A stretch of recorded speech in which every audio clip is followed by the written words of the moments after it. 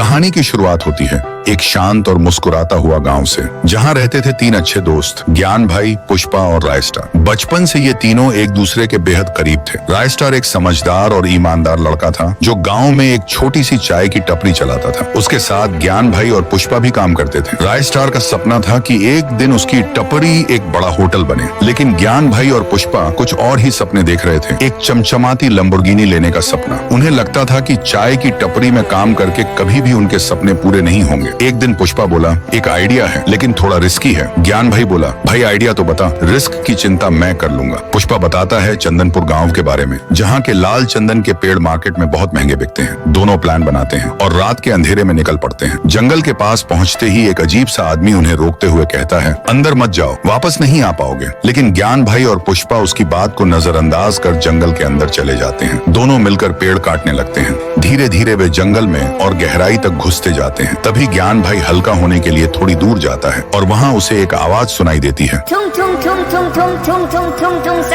ज्ञान भाई डर जाता है। अचानक एक डरावना आदमी उसके सामने आ जाता है, लंबा लकड़ा। उसकी आंखों में गुस्सा भरा होता है। लंबा लकड़ा कहता है, तुम लोगों ने मेरे पेड़ काटे, अब तुम्हारा भी यही अंजाम होगा। और वो वहीं ज्ञान भाई को मार देता है। पुष्पा जब उसे ढूंढने आता है तो ज्ञान की लाश देखकर घबरा जाता है। वो भागने लगता है, लेकिन तभी उसके पीछे भी लंबा लकड़ा आ जाता है। पुष्पा भी बच नहीं पाता। अगले दिन सुबह रायस्टार अकेला दुकान पर होता है। तभी एक पुलिस जीप आकर रुकती है। पुलिस वाला कहता है, चंदनपुर के पास 2 लाशें मिली हैं, क्या ये तुम्हारे दोस्त थे? रायस्टार सदमे में चला जाता है। जब वह चंदनपुर पहुंचता है और अपने दोस्तों की लाश देखता है तो टूट जाता है। तभी उसे वही अजीब आदमी मिलता है जिसने रात में ज्ञान और पुष्पा को रोका था। वो आदमी कहता है, मैंने मना किया था, मत जाओ, लंबा लकड़ा मार डालेगा, लेकिन उन्होंने मेरी बात नहीं मानी। रायस्टार समझ जाता है जंगल में कुछ है, कुछ बहुत खतरनाक। उस रात के 2 बजे रायस्टार अकेला उसी जंगल में जाता है। वहीं पेड़ के नीचे बैठ जाता है, शांत। तभी वही आवाज आती है, tung tung tung tung tung tung tung tung tung सहूर। और सामने आता है लंबा लकड़ा। रायस्टार गुस्से में बोलता है, तो तूने ही मेरे दोस्तों को मारा ना? लंबा लकड़ा कहता है, अब तू भी जा अपने दोस्तों के पास। फिर शुरू होती है